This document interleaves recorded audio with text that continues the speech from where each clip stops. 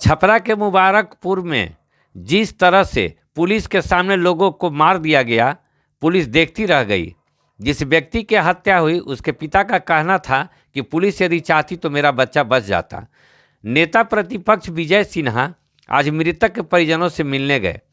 Press वार्ता में उन्होंने कहा कि हम लोग बिहार सरकार को 19 फरवरी तक का समय देते हैं।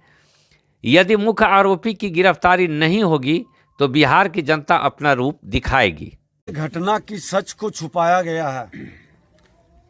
ये घटना एक तरह से दिन दहाड़े जातीय नरसंहार का स्वरूप देने का प्रयास हुआ।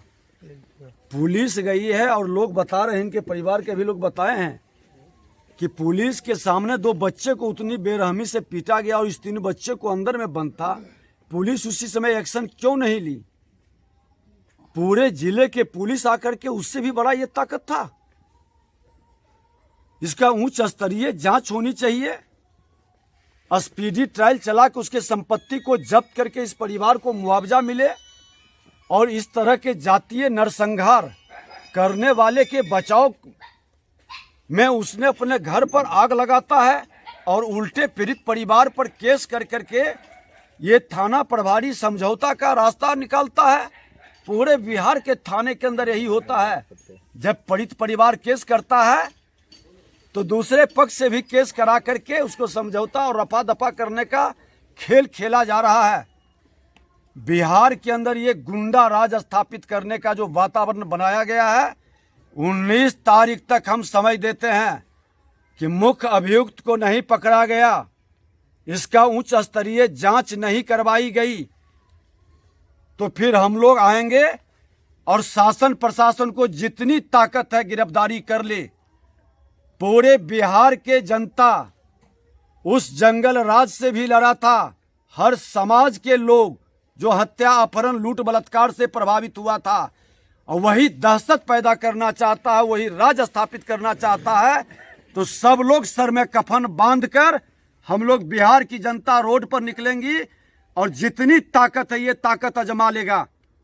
बिहार के अंदर सामाजिक सद्भाव और शांति लाने के लिए नीतीश कुमार जी को हम लोग बनाए थे मुख्यमंत्री, लेकिन ये व्यक्ति फिर से जंगल राज को जनता राज कह करके जातीय उन्माद पैदा कर जातीय नरसंहार की ओर बिहार को ले जा रहा है। यही छपरा की धरती है ना, जहां 100 से ज्यादा जहरीली शराब से मर गया। इनके भ्रष्ट पदाधिकारी यहाँ के डीएसपी और एसडीओ पर कार्रवाई करने के बजाय जिस एसपी ने डीएसपी के विरुद्ध कदम उठाया उसी एसपी का ट्रांसफर कर दिया। ये अच्छे पदाधिकारी के मनोबल को भी गिरा रहा है और भ्रष्ट पदाधिकारी, भ्रष्ट लोग दारू बालू से अकूत संपत्ति कमाकर सत्ता को पोषित कर रहा है। ये खेल नहीं होने देंगे। 19 तारीख तक का समय है। जा रहा है जो लोग कहीं जॉब करते हैं या फिर कुछ दिन के लिए पूरी तरह से आवाज को दबाने का, दहशत पैदा करने का पीड़ित परिवार के ऊपर जब एफआईआर कर दिया। अभी एसपी से बात हुई, उन्होंने कहा है कि नहीं गलत हुआ है और जो थाना प्रभारी, जो सिपाही इस मामले में दोषी है, सस्पेंड कोई कार्रवाई नहीं है, वो एक प्रक्रिया है। इसको हत्या के आरोप में नामजद किया जाए और इसकी भी संपत्ति की जांच हो। भ्रष्ट पदाधिकारियों के संपत्ति का भी स्पीडी ट्रायल चला करके जब्त करने की व्यवस्था बने। सर, परिजनों का कहना है कि जो कुर्की हुई है वो जो है वो यूपी मॉडल पे हो और ये खाना पूर्ति किया गया है। 19 तारीख तक अगर जो नहीं कार्रवाई होती है तो उसके घर को ढहा जाए, एक्शन दिखाई पड़े। अगर जो सत्ता में बैठे लोग, यहाँ के 2-2 विधायकों का भी नाम आ रहा है संरक्षण देने का, अगर जो इस तरह के दुर्भाग्य है बिहार का कि बिहार के मुख्यमंत्री जी को बिहार की जनता ने भारतीय जनता पार्टी के आशीर्वाद, सहयोग और दया के पात्र आज बन गए हैं, जिनको बैठाया भारतीय जनता पार्टी ने।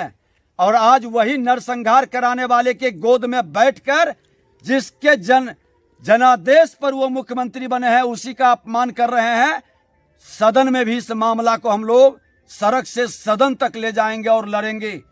और ये मुख्यमंत्री जी याद रखिए कि बिहार की सारी जनता बलिदान दिया है। कई विधवा हो गया, कई अनाथ हो गया, और उसके आंसू को पोंछने की जिम्मेवारी मिली थी, लेकिन आपने वैसे लोगों के हाथ में सत्ता सुपुर्द कर दिया जो आंसू बहाने वाला है। जिस राजद को 22 सीट पर बिहार की जनता सिमटा दी, आपने उसके साथ सहयोग कर करके फिर से उसको सत्ता में ले आए, और राजद ने माले को खड़ा कर दिया, जो माले जातीय नरसंहार के लिए जाना जाता था। ये तमाशा बंद हो बिहार के अंदर, और अगर जो ये तमाशा करिएगा तो बिहार की जनता आपको तमाशा बना देगी।